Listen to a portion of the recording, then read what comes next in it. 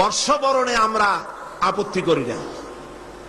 আপনি বছরের প্রথম দিন আল্লাহ আল্লাহ করবেন, অসুবিধা কি? আপনি মুনাজাত করেন, আয় আল্লাহ বিগত বছরে যত গুনাহ করছি, এই যে পয়লা বৈশাখ আসতেছে না, আপনি বলেন আল্লাহ এই গত বছর যত গুনাহ করেছি মাফ করে দাও, আগামী বছরটা নতুন বছরটা আমার জন্য ভালো করো।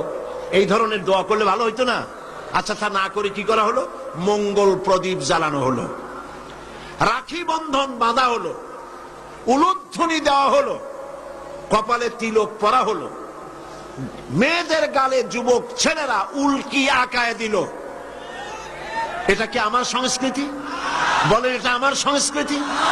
তারপরে বড় বড় ময়ূর, রাক্ষস, কুত্তা, গাধা, গরু, এগুলির মুখোশ বানিয়ে মুখোশ পরে রেলি করা হলো। এটা কি আমার সংস্কৃতি?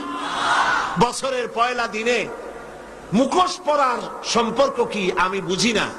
আপনি গরুর মুখোশ পরে র্যালি করলেন, হাঁটলেন, আপনি কি জাতিকে বুঝাতে চান নতুন বছরে জাতির সাথে গরুর মতো ব্যবহার করবেন?